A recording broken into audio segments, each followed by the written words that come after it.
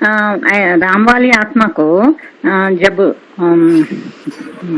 शिव प्रवेश हुआ ना 1969 में आया। इसमें उनको अनेक क्वेश्चन का आंसर पता नहीं चला। वो भगवान प्रवेश होने के बाद अपने आप इनका तो वो सभी आंसर अपने आप मिल रहे हैं ना। वो एक प्रूफ है इनके ऊपर शिव प्रवेश किया बोल के। अभी 5वें मनका को ऐसा कुछ एक्सपीरियंसेस हुआ था ना। वो कौन सा एक्सपीरियंसेस होता था ना, क्योंकि इतना बड़ा क्या बोलना प्रदर्शन में कर रहे और सबको प्रचार सब कुछ सिर्फ 5वें मनका ही कर रहे और ऐसा मुरली भी चला रहे बाप का बड़ा बेटा बन के। लेकिन इनको भी ऐसा कुछ होगा ना। हुआ होगा तो सीट पे सेट नहीं हुआ क्या? मैं ही 5वें नंबर का पूर्वज हूँ, ये उसको पता नहीं चला 18-19 में? नशा नहीं चढ़ा? ज्ञान के आधार से ये रियलाइज नहीं हुआ? रियलाइज हो गया उसको पूरी तरीके से, तभी तो ईश्वरीय सेवा करना चालू कर दिया। और जब ईश्वरीय सेवा करना चालू कर दिया, चाहे तन बीमार हो कैसा भी हो, तो उसको कोई पावर मिलती होगी। और जो पावर मिलती होगी उससे पता चलता होगा कि जरूर जो कोई पावरफुल आत्मा है इस सृष्टि में जो सहयोगी बन रही है। जी हाँ जी, इसीलिए इतना बड़ा कार्य कर रहे, क्योंकि अपने बुझाव में लेके, क्योंकि किसी ना किसी का सहयोग जरूर मिल रही। इसीलिए मैं ऐसा ही मेरे को समझ में आना बोल के मैं पूछ लिया है। ऐसा कोई शक नहीं है, लेकिन कैसा पता चलता बोल के पूछा। ठीक है भाई जी। पता चलता है जब जी अनुभव नहीं किया क्या? हाँ जी, हम भी अनुभव हो जाते हैं जब याद में बैठता है जी। कोई ऐसी पावर आ जाती है कि अतीन्द्रिय सुख का अनुभव कर लेता है, बार बार परमधामी स्टेज का अनुभव कर लेता है, निराकारी स्टेज का अनुभव कर लेता है, अव्यक्त स्थिति का अनुभव कर लेता है। खुशी का बात है जी, बहुत खुशी का बात है। हम ऐसा मनका से जुड़ा हुआ और डायरेक्ट मिला भी है, बहुत खुशी का बात है भाई जी। ओम शांति।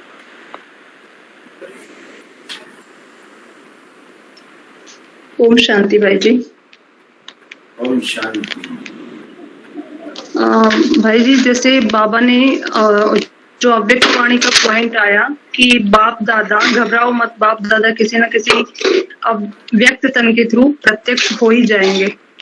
तो क्या ये पॉइंट 2022 के बाद ये लागू नहीं होता कि वो बाप दादा किसी न किसी प्रत्यक्ष यानी या व्यक्त तन के द्वारा प्रत्यक्ष हो ही जाएंगे?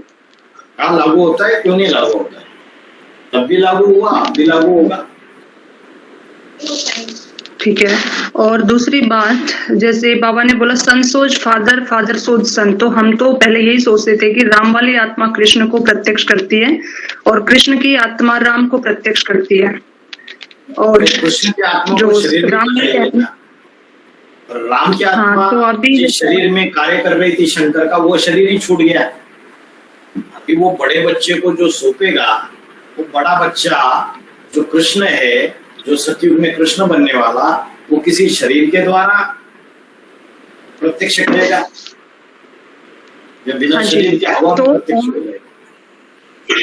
तो ये आज क्लियर हुआ ना ये पॉइंट, क्योंकि कृष्ण वाली आत्मा का तो शरीर ही नहीं है, फिर वो बाप को प्रत्यक्ष कैसे करेगा? हाँ जी, तो ये बात है। बड़ा बच्चा जो अष्टदेवों में से जो कोई बड़ा बच्चा है जो बाप का कार्य को संभालता है पूरा, संसोज फादर। हाँ जी, बाप की दुकान जो संभालेगा, वैसे भी कृष्ण की राशि क्राइस्ट से मिलाई जाती है। कृष्ण क्रिश्चियंस को फॉलो करते हैं, क्रिश्चियंस कृष्ण को फॉलो करते हैं।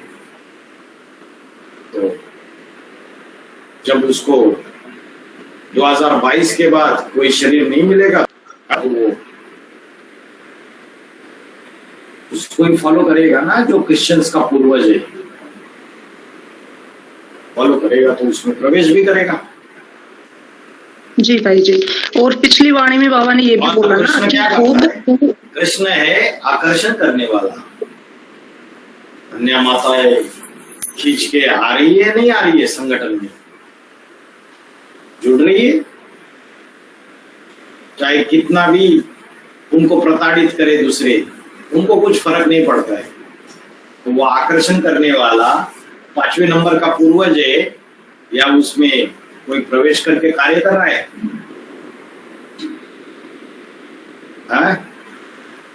बताओ। प्रवेश करके कार्य कर रहे हैं ना, कृष्ण की जो आत्मा है अभी वो। हाँ जी भाई जी, सालिम बुद्धि का अर्थ क्या है? सालिम बुद्धि माना तीखी बुद्धि, मैच्योर बुद्धि, परिपक्व। एक होती है बच्चा बुद्धि और एक होती है सालिम बुद्धि।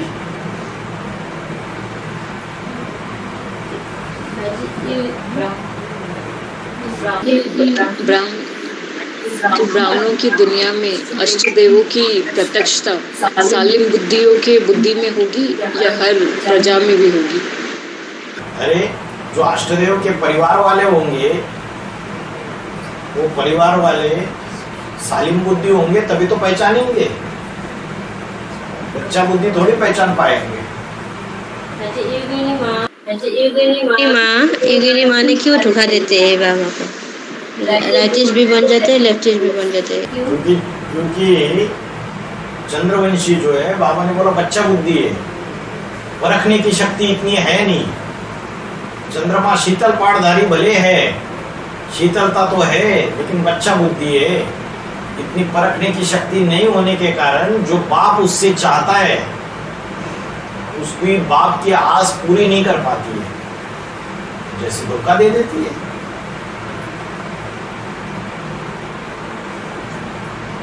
पांचवें नंबर का पूर्वज बाप की आस पे खरा उतरता है, तो बाप देखता है कि इस दुनिया में मेरा सबसे बड़ा सहयोगी बच्चा कौन है जो मेरी दुकान संभाल रहा है। उसको अष्टदेवों में भी एक ही दिखाई देता है।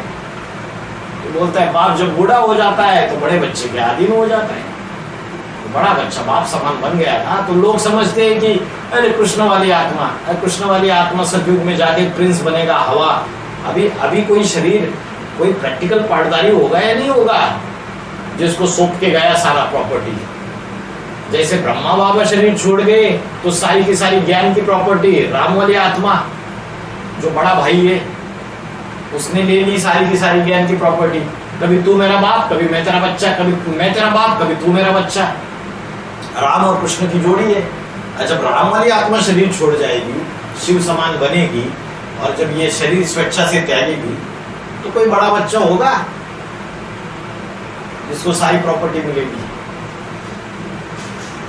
योगिनी माँ तो धोखा दे देती है, खरी नहीं उतरती। बच्चा बुद्धि बाप की दुकान संभालने में भी समर्थ नहीं रहती है, और दुकान अगर संभालती तो यज्ञ का ये हालत नहीं होता 2025 तक।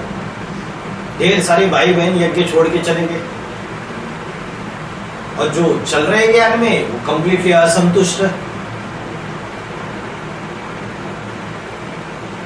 दुख और अशांति की लहर छाई हुई है ब्राह्मणों की दुनिया में, घुट रहे अंदर ही अंदर। भाई जी, 2028 के बाद क्या योगिनी माँ सहन करना बंद कर देगी और अपने पुरुष रूप में आएगी?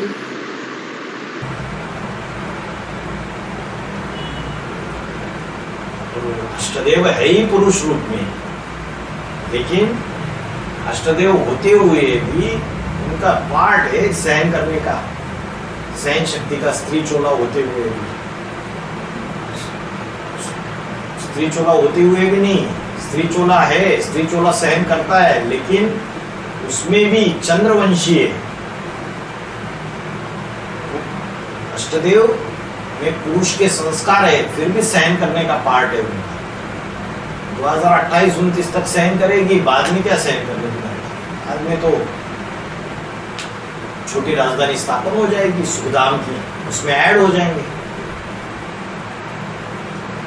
जब सुखधाम में ये ऐड करे होंगे तो सहन करने की बात कहा है।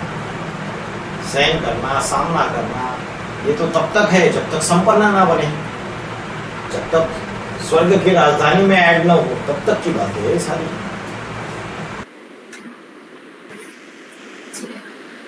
जी, आज की वाणी में बाबा ने बोला ना कि जो बाप जो है तो उसको निश्चय हो जाता है तो क्या देखता है कि मेरा सबसे बड़ा सहयोगी कौन है। तो फिर बाबा ने पूछा कि बच्चा सहयोगी होता है या माता होती है। तो बोला माता सबसे बड़ी सहयोगी बनती है। तो माता होती कौन? तो बोला जगदम्बा। फिर दूसरी बात स्टार्ट करी थी बाबा ने। तो जगदम्बा जो बाबा ने बोला है ये किस आधार पे साड़ी में बोला? माता भी सहयोगी बनती है, लेकिन बाद में बोला सबसे बच्चा कौन है जो सबसे ज्यादा सहयोगी बनता है।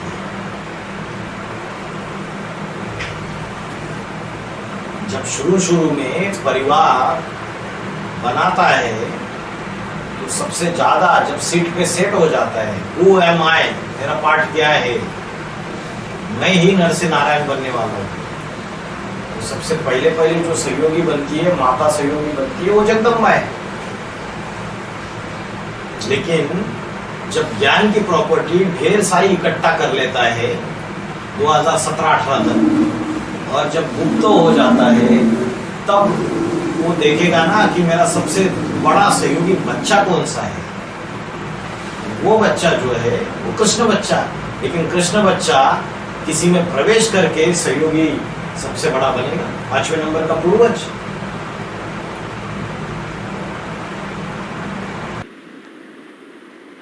तो बाबा बोलते हैं ना कि योगी से सहयोगी, तो जो जितना बड़ा योगी होगा वो उतना सहयोगी भी होगा। उस आधार पे देखा जाए तो फिर योगिनी माँ को तो सबसे बड़ा सहयोगी हम होना चाहिए ना बाबा का। लेकिन अभी तो ऐसे कुछ दिख नहीं रहा है। या तो फिर ये 18 से पहले की बात हो सकती है, क्योंकि आफ्टर 18 तो फिर वो तो पूरा ही विमुख हो जाते हैं ना बाबा से। बाबा से विमुख नहीं होते, ऐसे मत बोलो। हाँ, लेकिन बाबा जी की जो हाईएस्ट एक्सपेक्टेशन है उसको पूरा नहीं कर पाते, विमुख नहीं होते हैं, अपना कार्य कर रहे, वो भी अष्टदेव का पाठधारी है। योगी सो सहयोगी, तो बाबा ने बोला जो गहरा ज्ञानी वो गहरा योगी। गहरा ज्ञानी कौन है? 4 सब्जेक्ट है, ज्ञान, योग, धारणा, सेवा।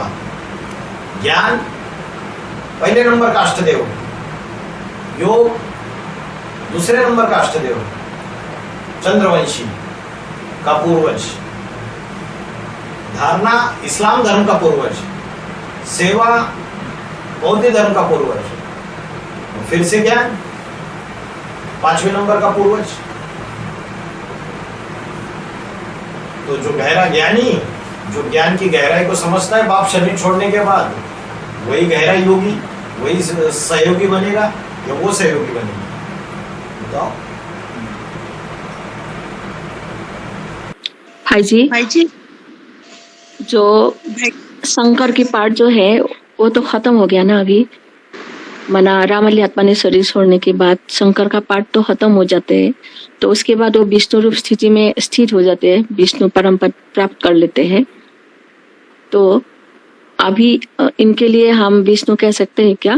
विष्णु परम पद प्राप्त करने के लिए शरीर भी तो चाहिए माता जी।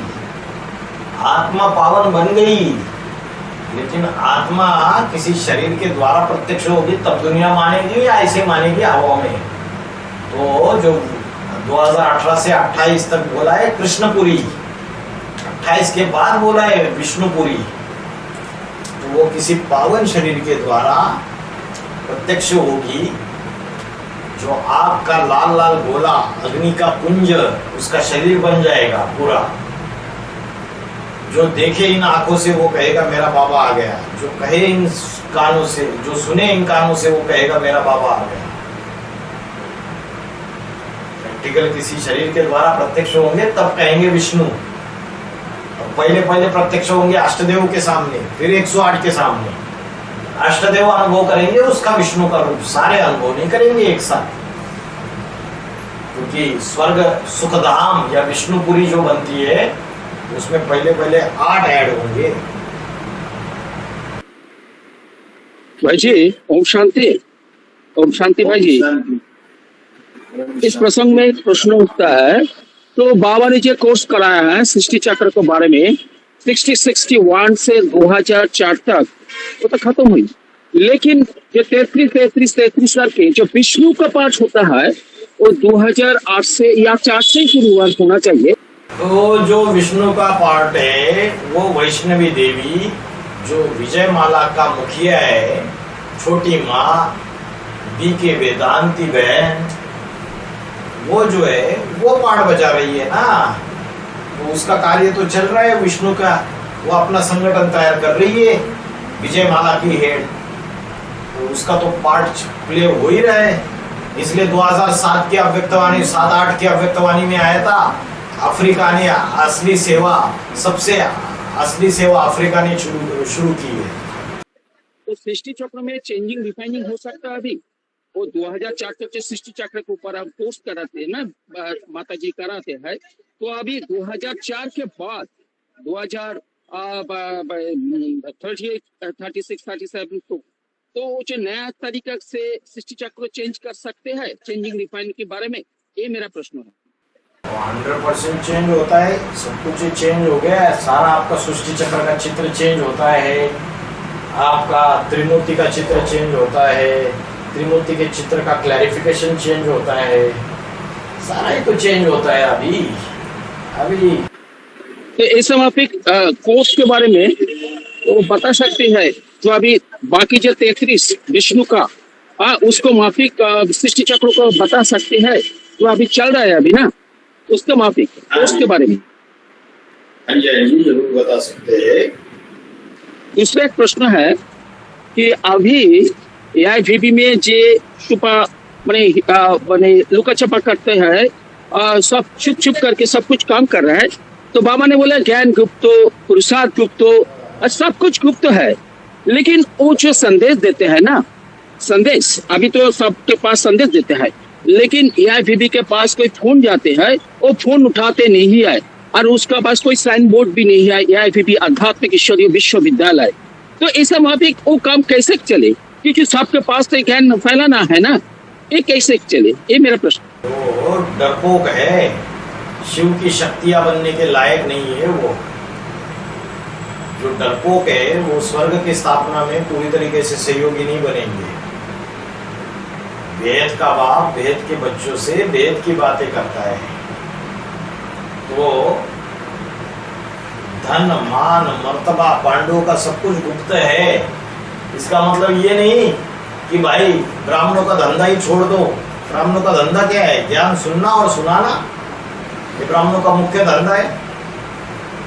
डर के फोन उठाना छोड़ दो, बोर्ड लगाना छोड़ दो। बाबा ने बोला अरे ये गवर्नमेंट वाले बोलते हैं कि आध्यात्मिक विश्वविद्यालय में विश्व शब्द हटा दो, कोर्ट वाले बोलते हैं,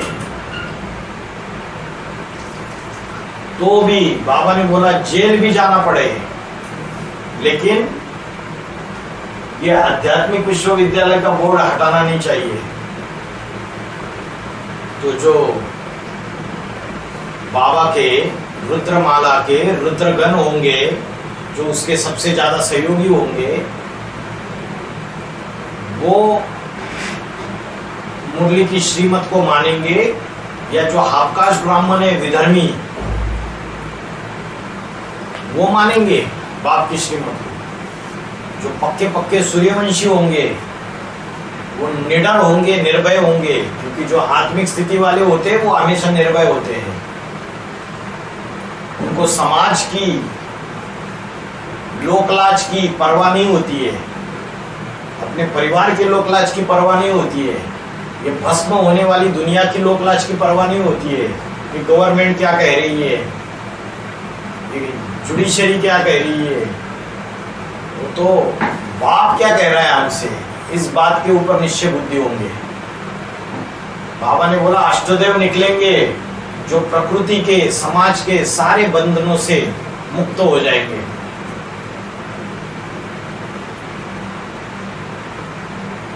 डरपोक का शूटिंग कर रहे, वैसा ही पद मिलेगा, वैसी प्राप्ति होगी फिर।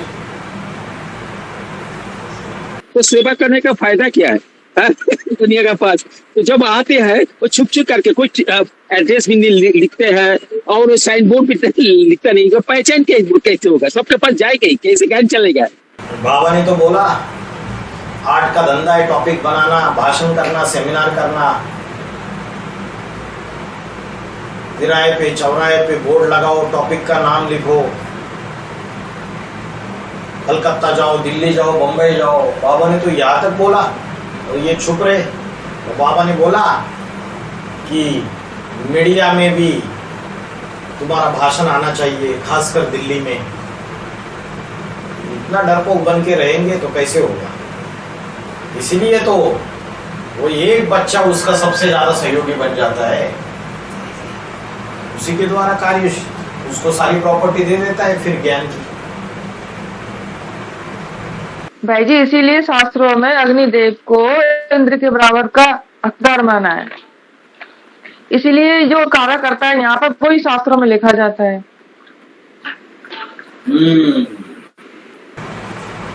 अग्निदेव पावरफुल था। अग्निदेव देवताओं का सेनापति बोला जाता है उसको। हाँ बोलिए माता जी। ज्ञान की प्रॉपर्टी दे दी तो ज्ञान का धंधा कर रहे हैं ना, तो जो आत्मा है, जो बाप है, उस बच्चे का सबसे ज्यादा सहयोगी बन रहा होगा।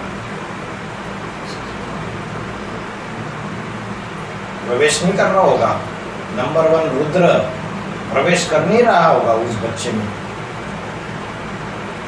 बच्चे में प्रवेश करेगा तो अव्यक्त स्थिति बनेगी। अव्यक्त स्थिति बनेगी, परमधामी अवस्था, परमधामी स्टेज बनेगी, तो ज्ञान का मनन चिंतन मंथन चलेगा और ज्ञान टपकेगा बुद्धि में। ज्ञान के नए नए पॉइंट्स बुद्धि में टपकेंगे तो कहा जाएगा वो जो ज्ञान का धंधा करने की हिम्मत करेगा वही प्रवेश करेगा।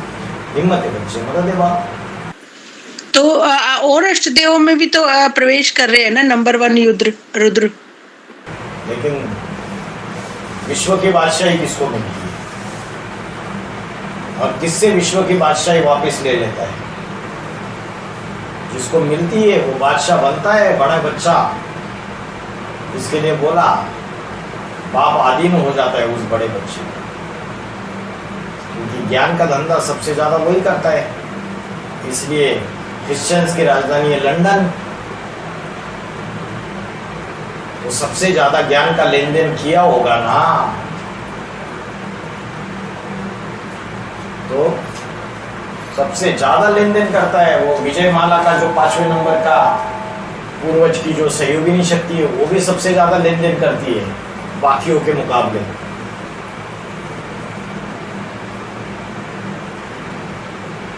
और अष्टदेव में भी वो 5वें नंबर का पूर्वज सबसे ज्यादा करता है। तो जो 5वें नंबर के पूर्वज की सहयोगिनी है उसको मैसेज भेजा या नहीं भेजा माता जी? हाँ कुंती माता जी, उसको पता भी होना चाहिए उसका पार्ट क्या है। वो तो एडवांस को ही नहीं मानते ना वो लोग तो। अरे हमारा काम है बताना, हमारा काम है बताना। जैसे लक्ष्मी वाली आत्मा को भी बताया गया ना, हमारा काम है बताना कि विजय माला और रुद्र माला एक हो जाकर वैजयंती माला तैयार हो जाती है। विजय माला के मन के नारी से लक्ष्मी बनने वाली आत्मा है, और आप जो हो वो विजय माला में 5वें नंबर की लक्ष्मी बनने वाली आत्मा हो। ये संदेश तो उसको देना है ना, माने ना माने। हाँ जी भाई जी, देंगे। क्या अफ्रीका के प्रजा भी आएगी 4:30 में? क्योंकि छोटी माँ तो वहाँ छोटी मऊ आए तो बाबा भारत में है, तो भारत के सारे लोग 4.5 लाख में आएंगे क्या? अफ्रीका में सेंटर खोले हुए है, तो जो अच्छा पुरुषार्थ करने वाली आत्मा है वो आए नहीं 4.5 लाख में, सारे थोड़ी आएंगे। जिन्होंने ज्ञान को सुना समझा वो आएंगे। ओम शांति भाई जी, जो मानका का सहयोग नहीं तो मैसेज रख लिया, लेकिन वो रिप्लाई मिला क्या? पहचाना बोल के हमको पता चलता है ना। दे दिया मैसेज आपने? ना वो सहयोग, जो मानका का सहयोग नहीं, क्या रिप्लाई दिया? अरे पहले आपने मैसेज दिया क्या, तभी तो रिप्लाई आएगा। दे दिया क्या मैसेज? मैं नहीं दिया, मैं समझे 5 मन का दिया बोल के। वो आप डायरेक्ट ना, वो 5 मन का डायरेक्ट नहीं दे सकते, उनका सहयोगी लोग देना पड़ता ना। ठीक है जी। 5वां मन का प्रैक्टिकली थोड़ी जानता है उसको। बाबा तो लक्ष्मी को जानते थे, उनके सेंटर पे जाके उन्हीं से कोर्स किया था बाबा ने जी, पालाड़ी सेवा केंद्र में। 5वें नंबर के पूर्वज ने थोड़ी कोर्स किया है, 5वें नंबर के पूर्वज का थोड़ी प्रैक्टिकल कनेक्शन है। वो भी पूना में जन्म लिया है, ये इन्होंने भी पूना में जन्म लिया है। भाई जी, जैसे हम किसी को कोर्स कराते हैं, अभी करा रहे हैं, तो बाबा के बारे में क्या बताना है? कोर्स करा रहे हैं तो बाबा के बारे में जो सच्ची बात है वही बतानी है, कि बाद में मुकर्रर रथ के बारे में भी क्लैरिफाई करना है उनको, कि कैसे वो शरीर छोड़ देते हैं और फिर 28-29 के बाद पुण्यवान शरीर से प्रत्यक्ष हो जाएंगे। जो फॉर्मूले अभी सारे मिल गए वो बता देने हैं बिंदास, कोर्स में ही बता देने हैं, कोर्स करते करते ही। अष्टदेव के द्वारा कार्य चल रहा है 28 तक। जी जी भाई जी।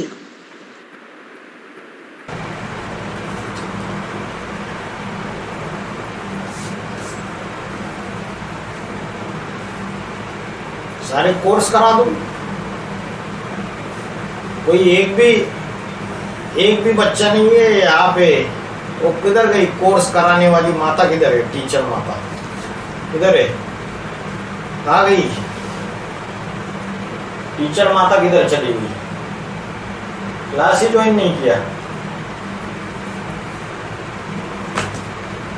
हाँ, तो जितने पॉइंट्स बताए पहले वो इकट्ठा तो करे। वो टीचर माता को बताओ कि जो पॉइंट अभी तक डिस्कस किए गए, बताए गए, उसको इकट्ठा कराए, भाई से पास कराए, फिर चेंजेस होंगे।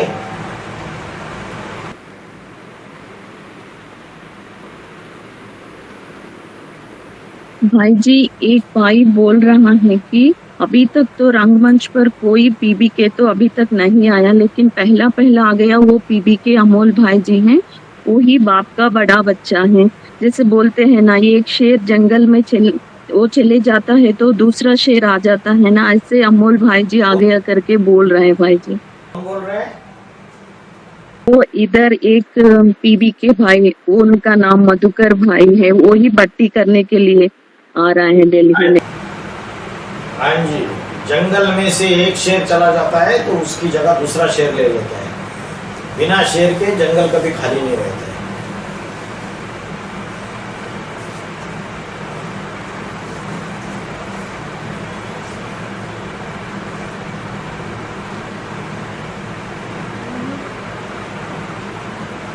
जंगल में कोई ऐसे जानवर भी होते हैं जो शेर को शेर मानते ही नहीं, जंगल का राजा मानते ही नहीं, अपनी चलाते। तो बाद में तो एहसास आएगा, शेर के सामने आने की हिम्मत तो है नहीं, पीठ पीछे से इधर उधर बातें करते रहेंगे बस। ना ज्ञान का मनन चिंतन मंथन है। एक थोड़ा बताइए ना, संगम में संगम के बारे में एक थोड़ा कंफ्यूजन है। हम जानते हैं 1936 से 1947 तक एक है और 2018 से 2028 तक एक संगम में संगम, लेकिन बीच में कोई संगम के संगम है ये थोड़ा बताइए ना, कंफ्यूजन आ रहा है। 10 साल में पूरे 100 साल के संगम युग का शूटिंग हो जाएगा 2018 से 28 तक। चारों अवस्थाओं से ये यज्ञ पसार होगा, स्वतो प्रधान, स्वतो सामान्य, रजो और कमल। यही संगम में संगम का शूटिंग है। इस 10 साल में 100 साल के संगम युग का पिक्चर दिखेगा। ऊपर भी चढ़ना, नीचे भी गिरना। 2028 तक पूरा ब्राह्मण परिवार दुर्गति में चला जाएगा। महाशिवरात्रि, अष्टदेव छोड़कर। तो भाई जी, अभी जैसे त्रिमूर्ति में हम लोग बाप का नाम, रूप, देश, काल बताते हैं ना, तो वो तो बताना है या क्या करना है फिर? क्यों नहीं बताना है? बताना है, और ये भी बताना है कि 2022 में वो शरीर छोड़ देते हैं। उसके बाद बाप जो है, उसकी जो आत्मा है वो पावन तो बन जाती है, लेकिन वो स्वेच्छा से शरीर छोड़ देती है। और फिर 28 के बाद वो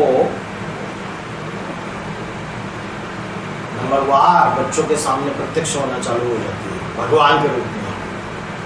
बाप जब आते तब धक से राजधानी स्थापन करते हैं। स्वर्गलोक, सुखधाम, विष्णुलोक, संगम युगी स्वर्णिम संगम युग की शुरुआत हो जाती है। भाई जी, फिर उसको पहले सूक्ष्म शरीर के बारे में तो विवेचना करनी पड़ेगा। अगर नहीं बोल रहे हैं तो वो समझेगा कैसे कि सूक्ष्म शरीर क्या होता है, आत्मा क्या है। आत्मा की पहचान देते हैं हम तो, लेकिन सूक्ष्म शरीर की भी तो पहचान देनी है कि आत्मा दूसरा जन्म लेती है तो वो शरीर लेके जाती है, वो 30 कर्मों का न्याय से लेके जाती है, कर्मों का। तो जब बेसिक कोर्स कराओगे तभी समझा दो। 3 शरीर होते हैं, एक है कारण शरीर, एक है सूक्ष्म शरीर और एक है स्थूल शरीर। बेसिक कोर्स में ये बात समझा सकते हैं। कारण शरीर जो है वो आत्मा है, सूक्ष्म शरीर लाइट का शरीर है जिसमें मन, बुद्धि, अहंकार है, 23 तत्व है, सूक्ष्म इंद्रिय है। और तीसरा है स्थूल शरीर, और जो सूक्ष्म शरीर है वो उसका मुकर्रर रथ है, परमानेंट। उसको लेकर वो पूरे संगम युग में 100 साल में वो चतुर्मुखी ब्रह्मा को, पंचमुखी ब्रह्मा को उनके द्वारा कार्य करता है। उस सूक्ष्म शरीर को साथ में लेके, उसके वाइब्रेशन को साथ में लेके प्रवेश करता है। सार की बातें समझाने में कौन सी बड़ी बात है। भाई जी, अभी तक हम जैसे उनको याद करना सिखाते थे ना, तो बोलते थे कि मुकर्ररधारी में उस ज्योतिर्बिंदु को याद करना है। तो अभी भी क्या वैसे ही बताना है क्या? अभी तो एडवांस पार्टी के बच्चे ही नहीं समझे तो जो नए आ रहे वो कैसे समझाएंगे। पहले इशारों से जो एडवांस पार्टी के बच्चे वो तो समझ में आ जाए, उनके बुद्धि में बैठ जाए।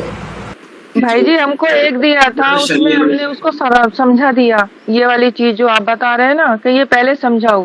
पहले सूक्ष्म शरीर आत्मा क्या होती है और स्थूल शरीर क्या होता है, उसके बाद वो समझ गया सारी चीजें। मेरी माँ, ओ मेरी माँ, वो बात खत्म हो गई। इन्होंने नया प्रश्न पूछा, उस नए प्रश्न का मैं जवाब दे रहा हूँ, आप बीच में बोलना चालू कर दिए। तो सूक्ष्म शरीर, स्थूल शरीर और कारण शरीर, उसकी बात खत्म हो गई। अभी इन्होंने नया प्रश्न पूछा कि जो नया व्यक्ति है उसको याद करने का कैसे बताना है, उस मुकर्रर रथ में याद करने के लिए बोलना है उनके शरीर में। ये प्रश्न चल रहा है अभी। आपको सुनाई दे रहा है क्या चल रहा है, या आप अभी पीछे ही हो, वर्तमान में आ जाओ। तो पहले ब्राह्मण बच्चे समझे, जो इशारे दिए, और बाबा ने बोला है जो शरीर नाशवान है उसको याद नहीं किया जाता है। बाबा ने बोला है इस ब्रह्मा का फोटो भी नहीं रखना है, ब्रह्मा को याद भी नहीं करना है। ब्रह्मा को याद करेंगे तो पतित बन पड़ेंगे। ये ब्राह्मण परिवार को डिसाइड करना है नंबरवार, जो जैसे डिसाइड करेगा उसके आधार से वैसे ही वो ज्ञान दूसरों को समझाएगा। उसमें और खोल के क्या बोल सकते हैं? बात तो आत्मा की है। अभी सामने वो टेम्परेरी रूप में जिनके द्वारा कार्य कर रहे वही सामने है। प्रत्यक्ष जब हो जाएंगे किसी तन के द्वारा तभी उनको बता सकते हैं इनको याद करो करके, तब तक कैसे बता सकते? ओम शांति भाई जी। ओम शांति। आज की मुरली में बाबा ने कहा है कि क्राइस्ट के लिए बोला है कि पहले विकार के प्रवृत्ति में नहीं थे। फिर ये भी कहा है कि जब पवित्र बनेंगे तो पवित्र दुनिया के मालिक बनेंगे। तो ये किस समय की बात है कि पहले विकार की प्रवृत्ति में नहीं थे? जब नया नया धर्म स्थापन होता है क्रिश्चियन धर्म, तो शुरू में सत्व प्रधान अवस्था होती है, तो विकार की कोई प्रवृत्ति नहीं थी शुरू में। बाद में आप अगर बाइबल में भी देखेंगे तो एक वाक्य बोला है जो अपने बाबा के ज्ञान से बहुत मिलता जुलता है। उसमें बोला है बाइबल में, अभी जो कुमार है वो कुमार ही रहे, और जो कुमारी है वो कुमारी ही रहे, और जो पति पत्नी है वो भाई बहन बन के रहे।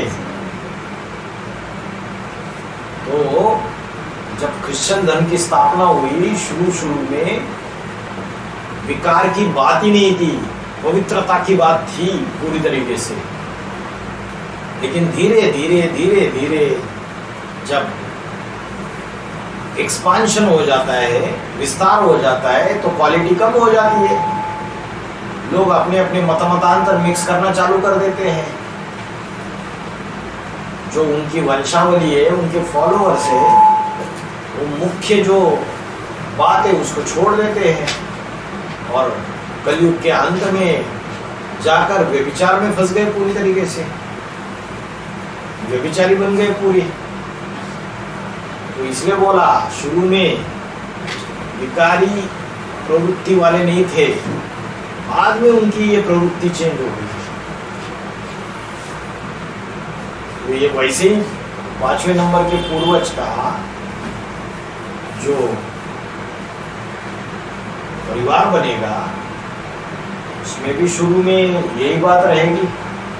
बाद में जब तमोप्रधान हो जाएंगे वो विचारी वृत्ति वाले बन जाएंगे। वो शूटिंग बीजरूपी आत्माओं के दुनिया में भी होगा और बेसिक जो ब्राह्मण है आधार मूर्त उसमें भी होगा। पूर्वज की बीजरूप आत्माओं के परिवार में भी होगा, और जो अष्टरत्न है क्रिश्चियन धर्म का उसके परिवार में भी होगा।